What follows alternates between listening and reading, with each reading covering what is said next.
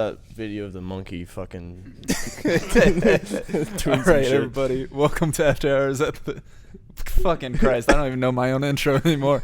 Welcome back to another edition of After Hours at the Shop. Today we got another special guest, somebody I've known for a goddamn while. 84 years. 84 years, 84 years, Sonic. Mr. Logan Roas. Ross. If you want to be professional. You can call me whatever. Logan Roas from Texas Murder Crew. Texas Murder Crew. And now Deep Incision, new hardcore band in the works. Beat down, everything. Commit felonies to my music type beat. You understand? God damn, man. I didn't know it was that hard. This new band, yeah. Dude, so what made you get into all of that? Like, what made you first of all get into the band scene, and second of all, what made you death metal? All right, so it all begins. Let me hear the Honestly, origin story. like whenever I started getting to like the big four, Megadeth, Slayer, Metallica, I was like, damn, bro, this shit rocks. And then I picked up a guitar just to learn their songs. And then I kind of got tired of those bands, and I was like, man, this is not heavy enough. As I slowly started tumbling down like fucking brutal death metal, fucking black metal, just started going to different subgenres, and I started listening the fuck out of this music, anything like super underground. And I didn't even stumble onto a local scene until I saw Rivers of Nile at Gas Monkey in March 22nd, I think 2018, and I met. There's this moshing group. There's moshing groups in the DFW area. Yeah, back when the Pitbulls. Fucking electric, man. Dude, it's fucking nuts. You have no idea. Yeah, they were called the Pitbulls, right? They'd wear the shirt saying Pitbulls, and they would show up to shows and just fucking run the pit like crazy. And I was like, damn. But he was talking to me. He's like, yeah, dude, we have a local scene. I was like, fucking what?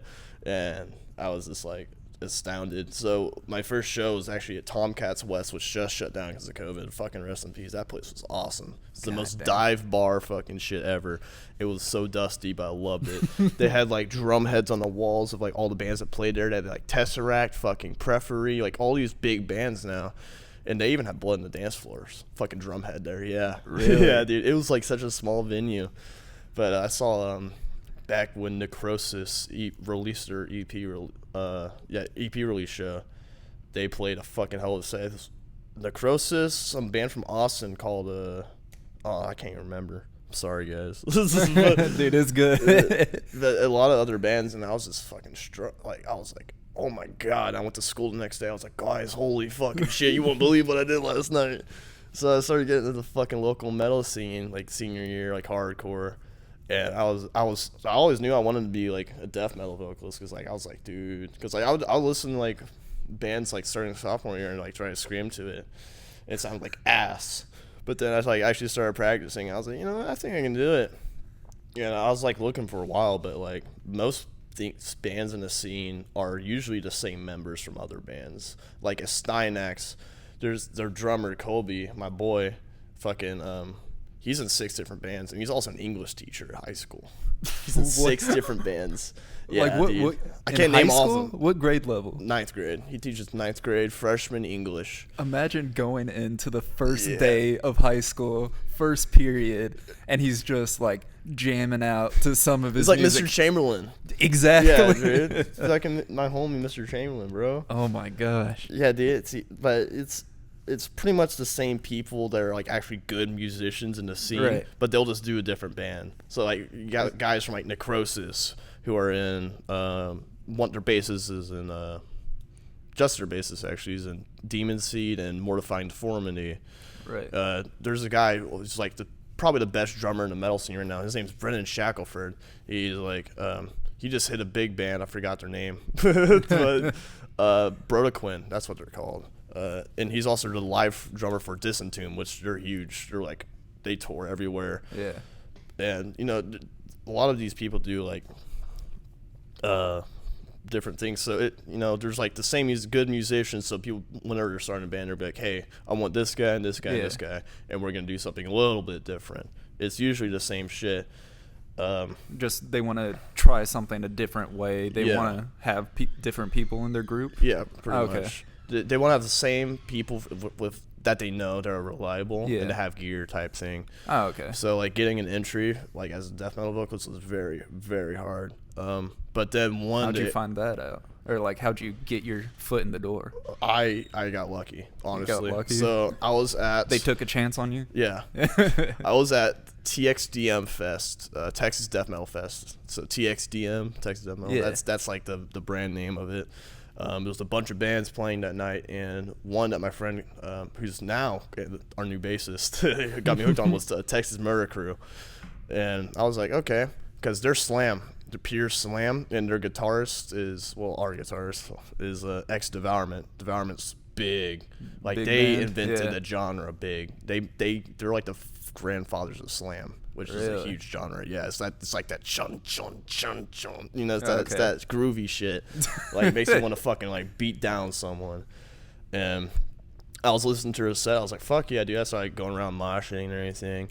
And then a couple sets later, I think this band from Tennessee, Intercell, started playing. Their bassist was hanging around the pit.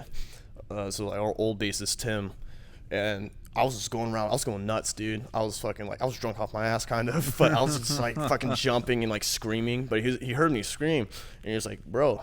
He caught me by a fucking water cooler. He's like, yo, do you do vocals? I was like, no, but I want to. He's like, bro, try out for Murder Crew. I was like, all right. This is like old Murder Crew. Like, no music has been released. I mean, not even still, but like old logo. But on Friday. It was a bit dusty. On Friday, though. Yeah. First EP coming out? First EP comes out August 7th on Slam Worldwide and on Comatose Music. Yes, sir. So it's going to be good. How man. many songs? 6 songs. 6 songs. So intro, Curse of Humanity, Beneath My Feet, Destroy the Witness, and Everyone's Last Breath, and Stronghold. Beneath My Feet's a fucking banger, bro. You excited about that one? I'm so excited, dude. It's been so long. It's been the band formed in 18. I joined in 19, and 2020 is y'all's year. 2020 is our EP debut. Finally, we get some fucking shit out because everybody's been demanding it. Really? Yeah, we probably like the longest band in the scene to like not release music. If we played shows, we had these songs, but we just didn't. No downloads, no nothing. No, nothing. We had a couple demos on YouTube, but we just needed something solid, you know. Yeah. Like a solid platform. It's been going real good though. Like we got a solid sound. We know what we're striving for, especially fucking Kevin writing riffs because he's absolutely insane. Just like a pure genius. The pure genius and absolutely monster on guitar. Like I feel bad. That Like, you're- he's like 40 something, man, and he's fucking insane. God damn. He wrote one of the most legendary songs in death metal history. It's called Baby Killer by Devourment. He wrote that shit. So I know I'm in good by hands. himself. Pretty much, yeah. God damn. Yeah. Yeah, you are in good hands, man. You better take care of him. Oh, I am. It's we have it's just a lot to deal with. I don't know, man.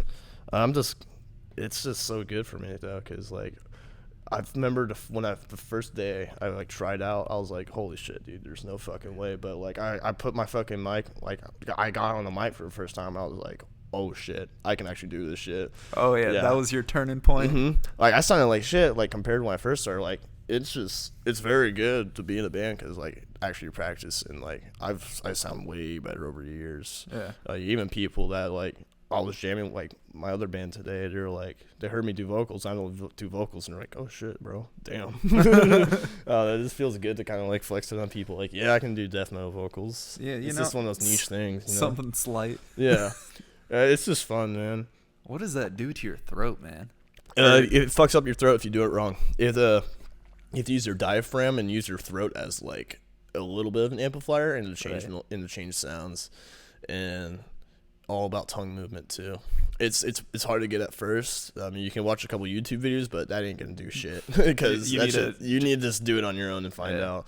And I got a lot of good advice from like other vocalists in the scenes, like my boy Abel, aka Dead Grinder now. He's helped me out a lot. Well, on Twitter, you're Pit Demon. Pit Demons. Yeah, so the Pit Bulls, man.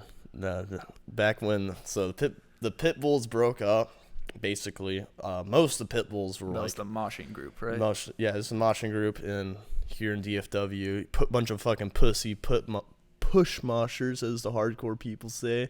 The pit demons are not liked by the hardcore scene, and it's understandable because most people in that scene are either elitist or they just want to talk shit. And I'm like, all right, whatever. Which group are you? I'm a little bit of both. I am a pit demon, but it's nuts, honestly.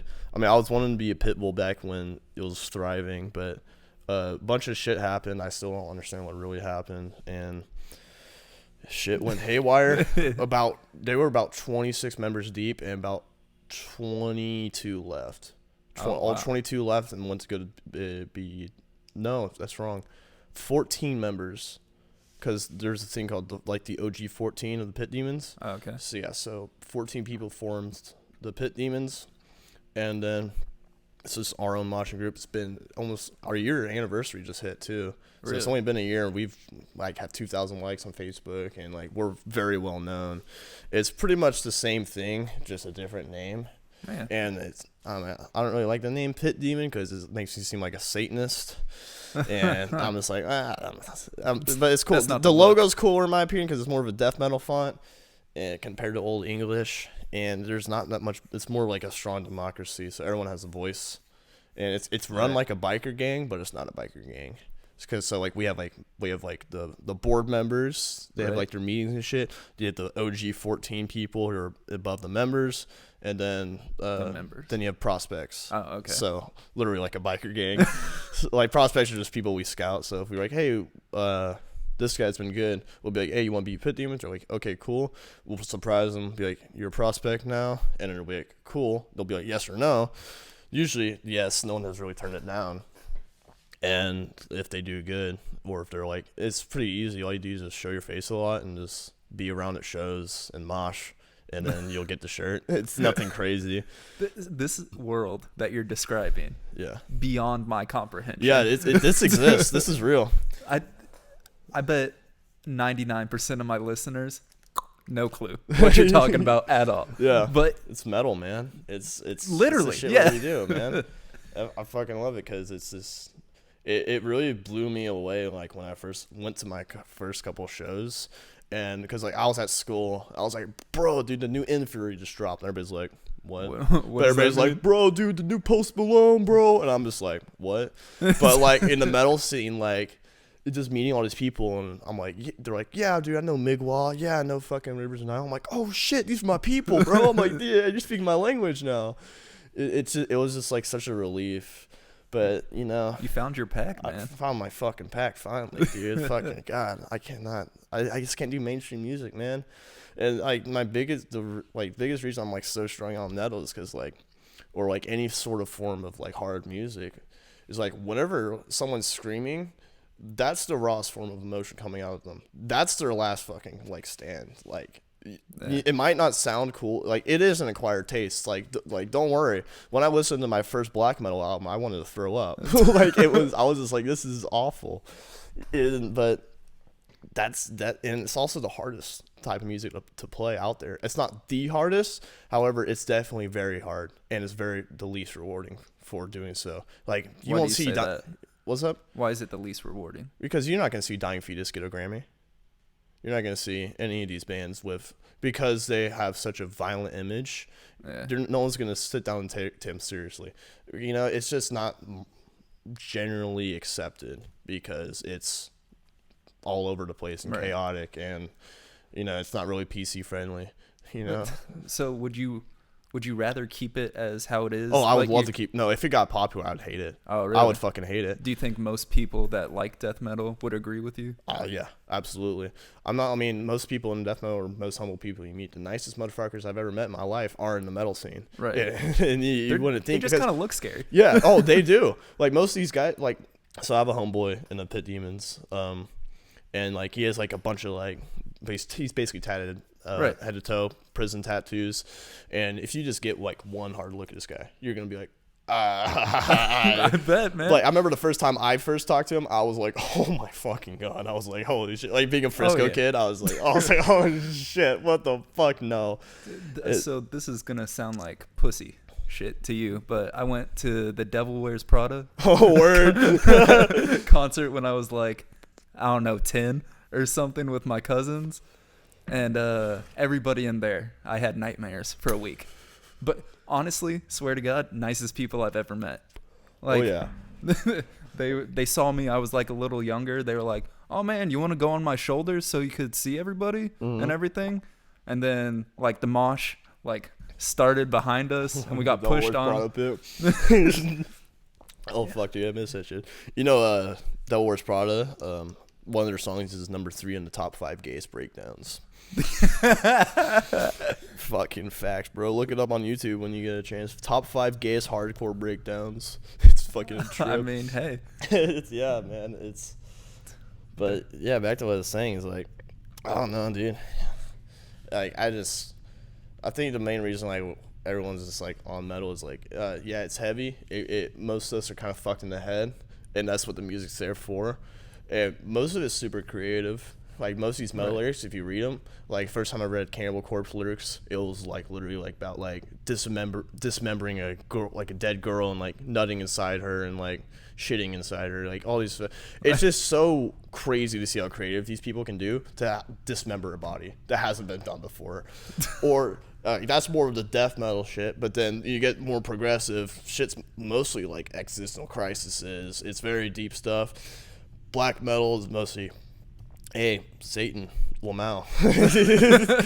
But there's some very good like pieces of poetry that come out of fucking metal, like just like in your face. This is reality, and it's definitely like made me think a lot. It's definitely made me like way more mature and think about life differently. You know,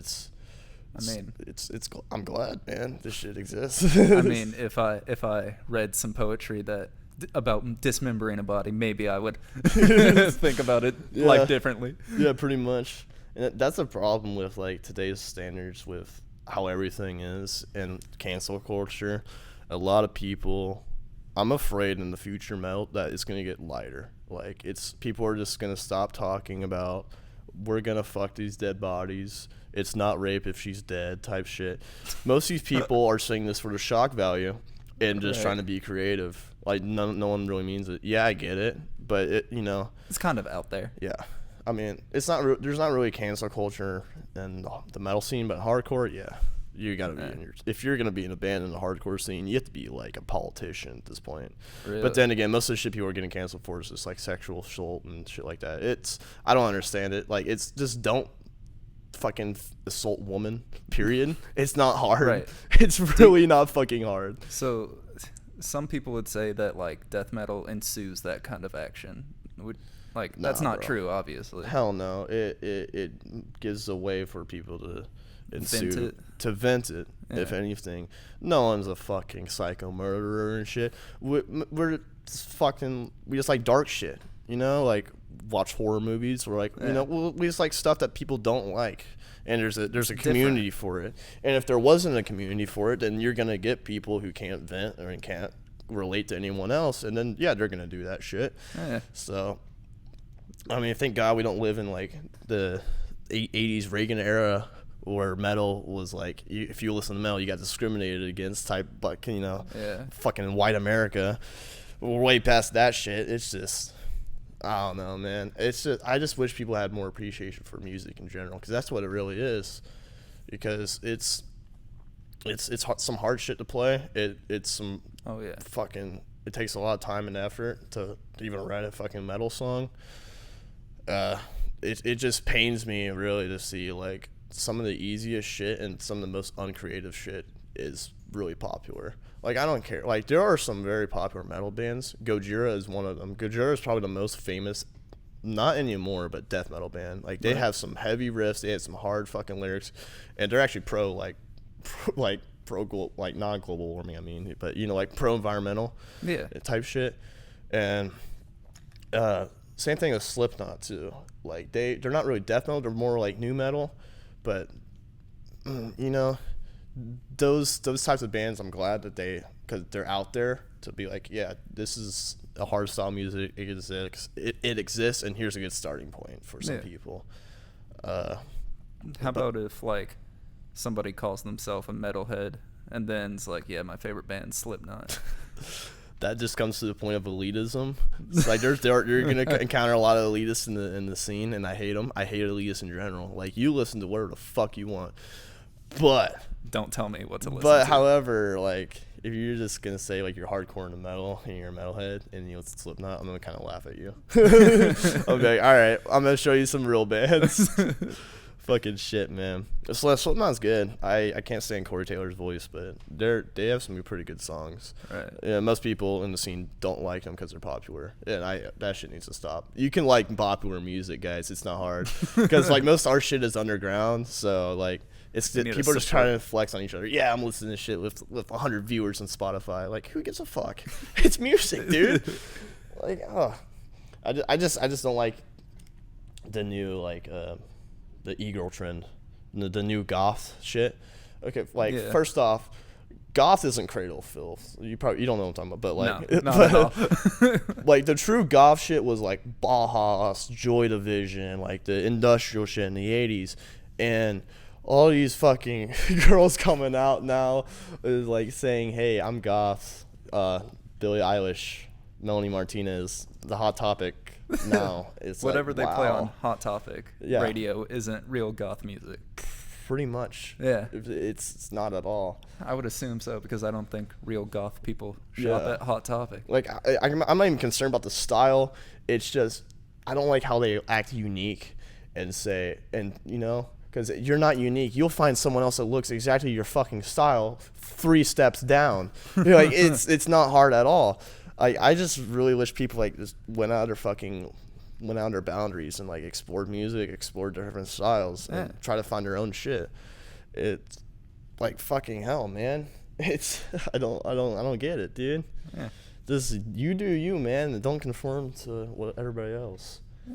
That's all I have to say on that, man. I could go rant on hours on this shit. Fucking man. So you talked about having all these house shows before we started. Word. And like, where's your favorite place to play? Is it at like a venue, or is it at a house show? Or talk to me a little bit about that kind of scene. I would take a house show over any venue because the energy, and also a lot less people can show up, and it just feels like it's more exclusive. It's more one-on-one. It's like you see the person in front of you. There is no stage. Like, the spot basically is my boy Keith's house over in Euless, and that's where the Pit Demons house shows are. We put on hell of a shows. I recently stepped up and started putting them on myself, but we've had a lot of good bands play there. We had I'm trying to think. The last show before COVID that we were going to have there, we're going to have a band come from Oklahoma City called Abhorrent Construct, and they're good. They are very well known. And it just gives an opportunity, really, to be like, hey, here's a fucking house show. We're going to tear some shit up. Keith had to put plywood reinforcing on his walls because so many holes were in it. People got thrown on walls. We've had 4 music videos at his house. Kill Everything had one. Reviled, Electric Vengeance, and another band, I think. So I think 3 actually. But they've all good. The Kill Everything one had like 30,000 views. And it's just everybody moshing back when they were pit bulls in the pit. And while they're playing. Yeah, that's like the spot, man. It's good because it's usually like 3 bands. People just fucking get thrown everywhere. It's wild, dude. Keith usually makes his trash can punch. He gets like one of those brute gallon, like 30-gallon like trash cans. Yeah, the gray ones. Yeah, it just fills it up with liquor. People get fucked up. People get fucked up at his place, man. God damn, man. It's awesome, dude. I love it. That's wild. God. But like venue wise, man, Tomcats was the shit. It felt like home. It was in Fort Worth.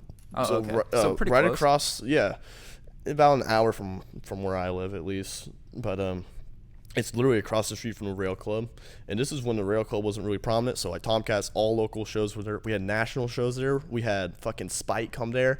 It was like an MMA match, bro. You get a hardcore show at Tomcats, this shit is fucking nuts. We had we had Hunt the Dinosaur, Bro. Hunt the Dinosaur is one of the bigger local bands. They got big because they go like really fucking fast, and people memed on it. And then like Bro Job came through. Attila played there. Fuck them. They're awful, but they're fun. Like really good national bands would come through. Signs of the Swarm came through. It was very, very good shit. And every time we played, it was like home, man. Like, fuck, dude. Exactly like a home show. Or a house. It show. just felt normal. Like I was surrounded by my homies. This is like it was the spot. So we definitely took a blow when that shit got shut down. And also my first local show was there. But it seems like we're gonna migrate to Rail Club since that's up and running. It got shut down. Not recently, it did because they had a show protesting COVID. Right. And they were like, "Fuck COVID." And I mean, I don't really agree. Like, just stay closed. However, the place can't stay open if it's closed. And Greg Abbott said, "Hey, bars can stay open as long as you're not making more than 51% of liquor sales." And Rail Club's like, "What the fuck? We don't sell food. That's bullshit." And I get that. Like, that's fucked. Like, most of these bars are going to go out of business. However, bars are not essential. Then that's where I'm like, okay, I get it. You're going to go out of business, but like, there's a greater thing going on. That's where I stand on it. I was like, just fucking stay closed, and everybody's mad at them. But it's a good. We played there once in February 15th with Prophecy. They're old school. Like, they're from Devourment era. They never really took off like Devourment did, but they're pretty solid. It's actually like a national venue. Like, it's a big stage. There's actually like a backstage and everything. They have a screen. The sound's very, very good there. Very good. And the place is huge. It can hold like 600 people. They were going to have Rotting Christ there, another big band from Greece. Septic Flesh played there before they shut down. So you said from Greece, right? So it's worldwide. Yeah. Okay. A lot of when these bands book tours, they will. I don't know how they do it, but they will at least pick venues in an area. So like whenever they want to come to Dallas, they usually choose Gas Monkey. Okay. Because Gas Monkey is like the spot. Gas Monkey is great sound. It's so easy to get to. Parking's amazing. Yeah. Live just shut down. Rest in peace. But Live didn't really have any national acts. It was Bar and Grill was like the shit. Outdoor venue. Fucking, it was awesome. I saw hella good shows there, man. Because like most of the venues in fucking Dallas suck because you have to find somewhere to park, and it's like fucking. I've been running 5 homeless people, and it's just like, fuck off, dude. House of Blues and shit like that. Canton Hall, fuck off, dude. I saw Between the Buried to me at fucking Canton Hall, and they were like at the end of the show. I was trying to fucking get their vocalist attention. I was like, bro, can I get a set list at least? Security guards are just pushing people out at Canton Hall. Like as soon as they end, they're trying to get people the fuck out.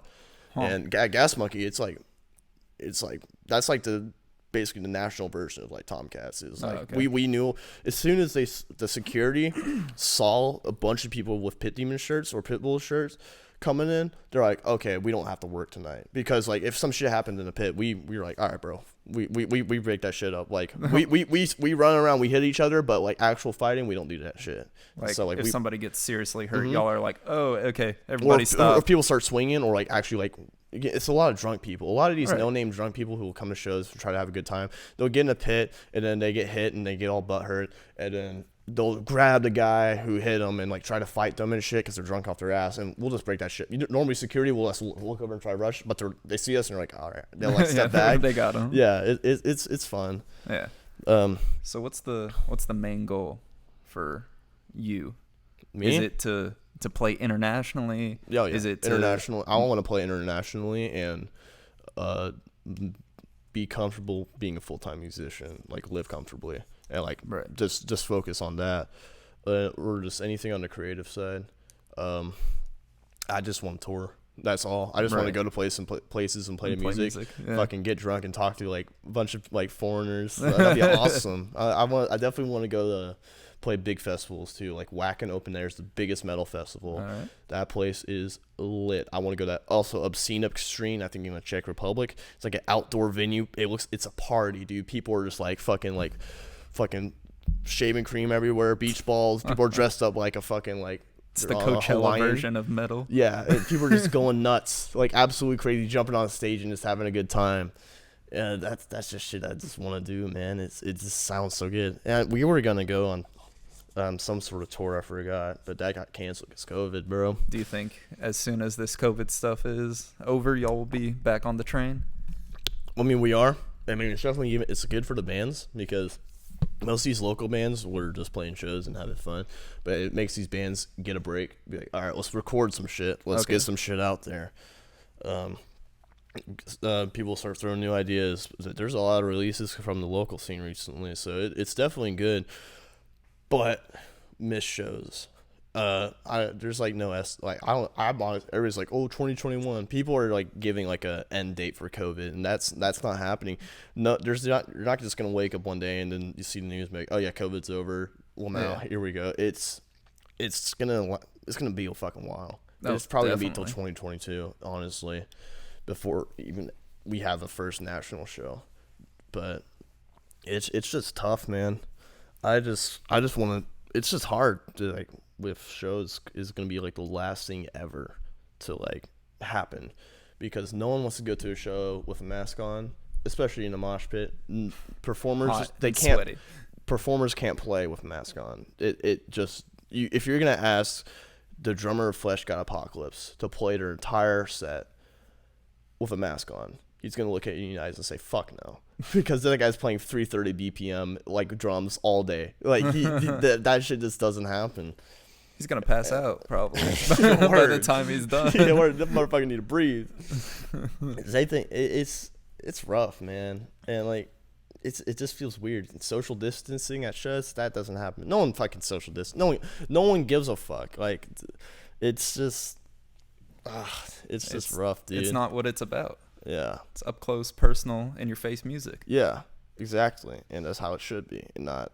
I don't know what the future is going to be like, especially whenever it starts to blow over. I just want to see how things are going to be, you know? How quickly do you think it's going to come back to normal? The size that it was? Because I feel like death metal was getting a little traction. Oh, definitely. And maybe now that everything with COVID, it's kind of wiped all that progress away. How long do you think it's going to be able to get this big again? I mean, it's as far as the local scene, it's still here. Everything's just like on standby. Everyone's ready to go. As far as nationally, I don't know. But the bands aren't stopping. Music's coming out. A lot, even fucking Cattle to Cap, after writing their new album, they came out with a fucking quarantine song. It was called "Bring Back the Plague." It was fucking lit. But like a lot of these bands are just coming out with like these like music videos of them just playing at home. Really, it's nice. I mean, it's not gonna stop. It won't. However, the future death metal in general, that's the big question. That's the question. Because there's only so much you can do with blast beats. Because I personally, whenever I hear a band like Cannibal Corpse or Death or what are these OG fucking death metal bands, I just hear the blast beats and I'm like, cool. And then whenever they did it first, really, so cool. But whenever these newer bands do the same shit and people are like, hell yeah, I'm like, it's noise to me, man. Like you got to do something different, and that's what I'm really concerned about, at least locally, because most of these bands are sounding the same as bands before. I mean, it's good to have influences, but it's also good to change things up. Right. And that's what I really like about Murder Crew, because I wouldn't be in the band if we didn't have a unique sound. Yeah, we're Slam. Slam's over fucking done, but we have a unique Slam sound. Unique groovy Slam sound. It's weird. I don't know how to put it. It's very different, and I just don't know. I just want to see what the next subgenre will be, because it's been long overdue for a new subgenre, and it's gonna fucking happen. I'm just excited to see what it's gonna be and see the hype train. Are you gonna jump on it as soon as it shows good. its face? If it's good, then I might. Shit. So I've noticed a lot of bands that have been going towards like electronic route though. Like one of this local bands called The Dark Divide. They're very good. They bring in a mixture of like, imagine like the Cyberpunk 2077 soundtrack went metal in a way. It's basically like chiptune metal. Yeah. All over the place shit. It's good, and that's the way I've kind of seen it going towards electronic shit, and I'm like, I can get down behind it. Would you ever venture out into kind of like that, as you said, subcategory? Or I would. The only subcategory I would ever see myself getting into is Doujin metal, which is based off a game called Toho. It's an anime game, so a lot of these, it's weird because most of it is in Japan. So instead of bands, they have circles. So at least what I take from it is circle is like the next step of a band. So they'll get a bunch of bands to collab under a circle name and release it under a circle name. Very weird. There's this one called Barrage M Ring, and they had like a bunch of these big name doujin metal bands like write songs from when they were first starting, and they would just read Barrage M Ring one arranger side, producer side. There was a lot of shit everywhere.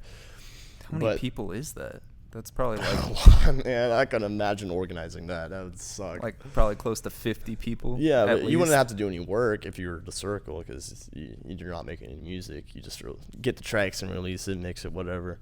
But the melodic shit. There is one band that will never be topped in my opinion. I've even got a tattoo of them. Nabla the Scarce from Melbourne. I think if you're listening to this by any chance. Sorry if I got your location wrong, but somewhere in Australia, and they brought in a violin and cello. But cellos are more of a backtrack, but violin, their clean vocalist plays it and sings sometimes. And when people bring in a violin, they don't do it right, but these guys did something completely fucking different. Right. Like it's hard to put them in melodic death or progressive because they just kind of combine both of them and said, "This is them." But anything with melodies, man, that shit is good. Like, if you got some nice leads, then that's my shit. I mean, I do love the groovy shit that'll make me want to kill someone, but I prefer that live. So, like, whenever I'm at home, I listen, like, really, like, melodic fucking music. Just kind of symphonic shit, too. And, I don't know. I have faith in it, though, because there's a lot of crazy shit that happens. Like, I remember seeing first time Dimmu Borgir, just big, not black metal anymore, but big metal band, and they performed live in Oslo, Norway, at their hometown, sold out show. They had a whole orchestra on the left, like a whole 100-piece orchestra on the left side of them, and like 100 people in a choir on the right. Just because that's what type of music, they're symphonic, so they already have those, but they play in a backtrack. But live, they had it all. Like, I'm like, bro, that is insane. What were they wearing? They were wearing a lot. I know the choir was wearing robes, like fucking like cult robes, and then like the orchestra, they were wearing the tuxedos. They're like, oh, that's hilarious. Yeah, I know, it was so crazy. But like there was no mosh pit at that show. People were just like, holy fucking shit. This I don't is nuts. think you could because you just everything you would just be like sensory overload. It's fucking insane. That's the Flesh God Apocalypse too. They do the same thing. And they were touring with a fucking orchestra, and canceled, bro. It got because of COVID. Mm-hmm. Yep. Oh that was a big show. It was gonna be at House of Blues. I said fuck House of Blues, but I'm going to that show. that was gonna be a good fucking one, man. Yeah. Just take the Dart down there. What's up? The Dart. Yeah, I could. Train. But I don't want to go on the Dart. It's like I'm not that broke. I mean, no, it's just easy. Like, it's not like, the no matter offense of to people being who use the Dart, but I just don't want to do that. I don't really like it. Hey, I feel very uncomfortable on the Dart. To each their own, man. Fucking our old bassist used the Dart every band practice because he didn't have a car, so I had to pick him up at Royal Lane Station. I would see crackheads everywhere walking around that bitch. I don't want to be on the Dart, bro. Hey. People would be smoking crack in like the elevators go up to their train. God damn, yeah, man. Dude, fuck that, man. So where is metal? Like, where is the metal city of the United States? Of the United States? Yeah. I don't know. I know locally. Of Fort Texas. Worth. Fort Worth and North Texas. I haven't really been down. Okay. Like past like I haven't been to Austin or San Antonio. We were gonna play our first San Antonio show in April. Canceled. But fucking definitely Fort Worth is where it's mostly at. I see a lot of bands in the scene based out of Fort Worth or that area, Decatur, Waxahachie, all that place. Okay. Dallas is more punk. Okay. I see there's more of a prominent punk scene in Dallas, and then hardcore is all over the place, really. Yeah. They're mostly centralized in like the Bedford-Hurst area, though. Okay. It's very weird, but most of these hardcore shows will be in the most places you wouldn't even think of. I went to this one over in Hutchins, Texas. Oh, I thought the barbecue place. Yeah, I know. I think it's the hometown of the barbecue place. I think. Really? I think. I hope so. But yeah, in the Hutchins, there's like. Yeah, pull that up, Jamie. Yeah, there you go.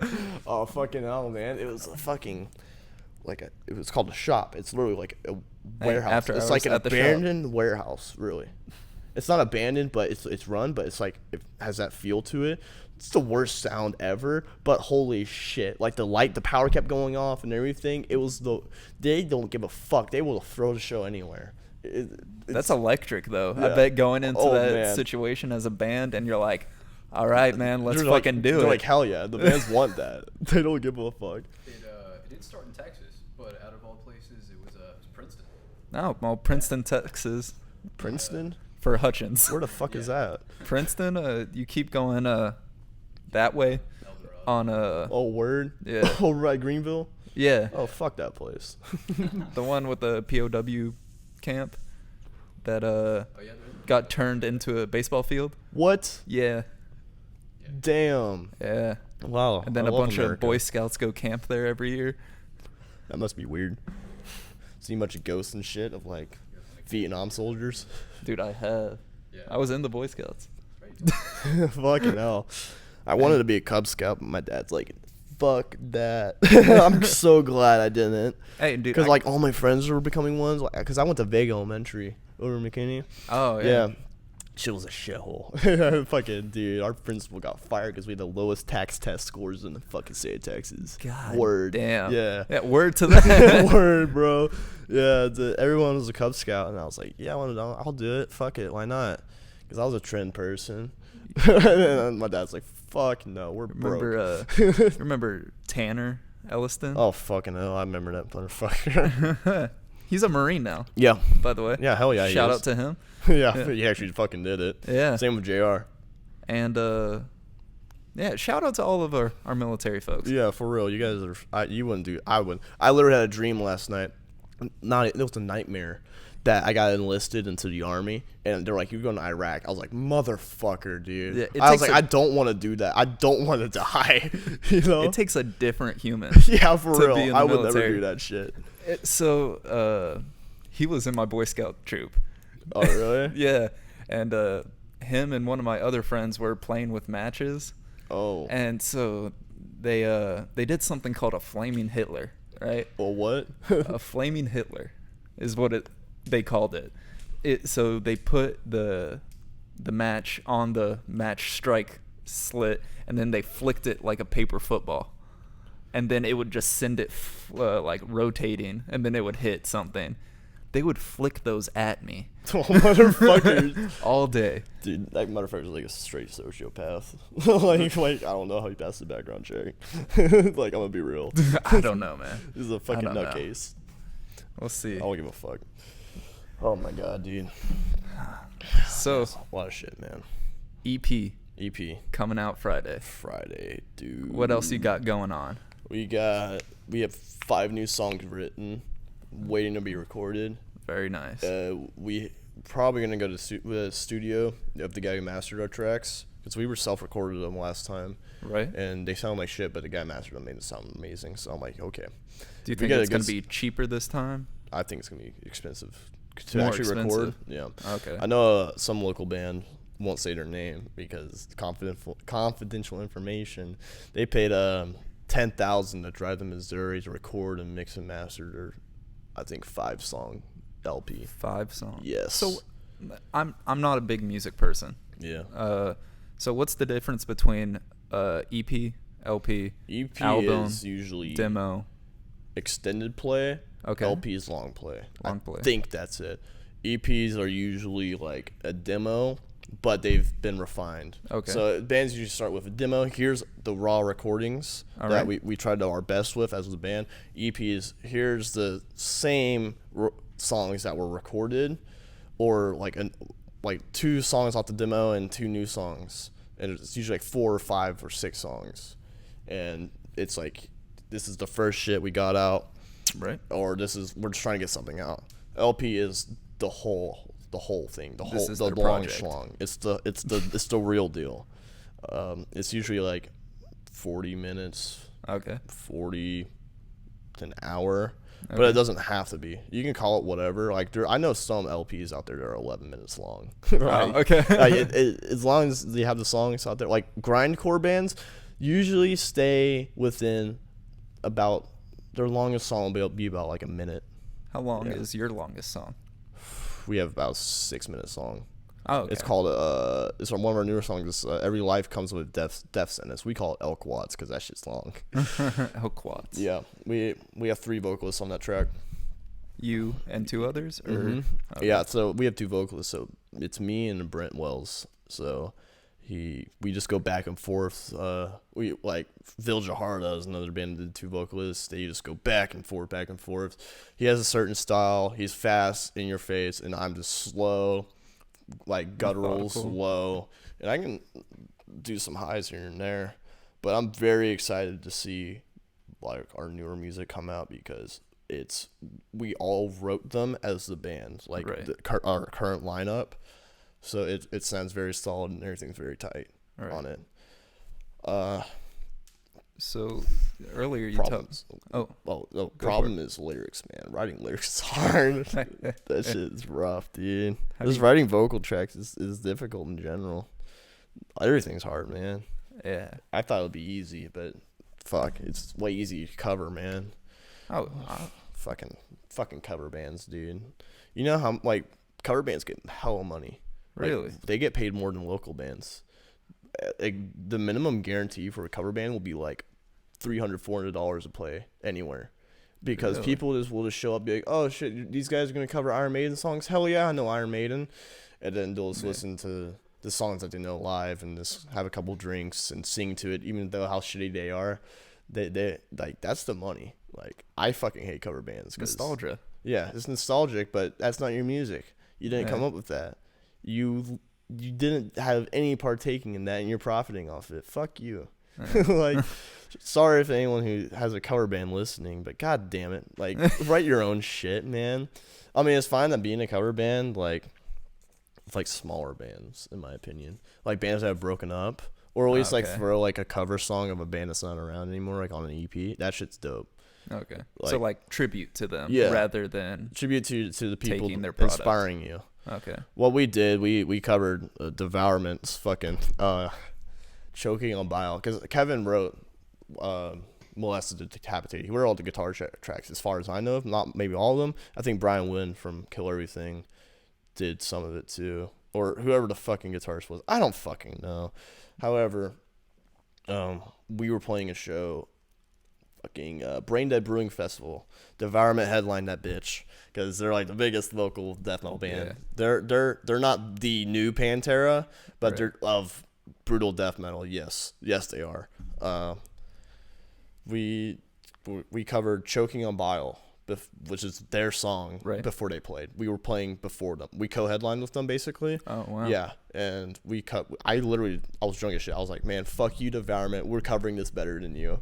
And I gave him a heads up before we played. I was like, I walked up to their bassist, Dave Spencer. I was like, yo, we're covering this song tonight. And he's like, oh, cool. Absolutely, we want to hear it. I'm like, damn right. We killed that shit, bro. That was like the best song we played that night. Dude, I bet it felt good. It to just was be like a big fuck you, but it's like a fun like rivalry. It was I a feel like we have game. a fun rivalry Yeah. we have going on, at least. I feel Kill Everything feels the same way, because there's another local band called Kill Everything. Brian, their guitarist. Well, the original thing was Kevin, which is our guitarist now, and then their vocalist. I forgot their name. I think it was Mike, and then Brian, all ex-Devourment. Oh wow. Yeah, it was like a fucking super group to AIDS. Damn. That's why they had hit so much traction. And so what we plan to do moving forward is to have like some sort of origin show. We're gonna have us, Kill Everything, and Devourment play, hopefully, in the works. Maybe. We'll see. Well, Yeah. thank you for coming out, man. Yeah, no problem. We gotta dude. wrap it up. I'm sorry. Oh, you're good. I can talk for hours, dude. Dude, we'll have to have you on when you're world touring like you said dude. you wanted to. Yeah, give me 2 years when this shit blows over. All right.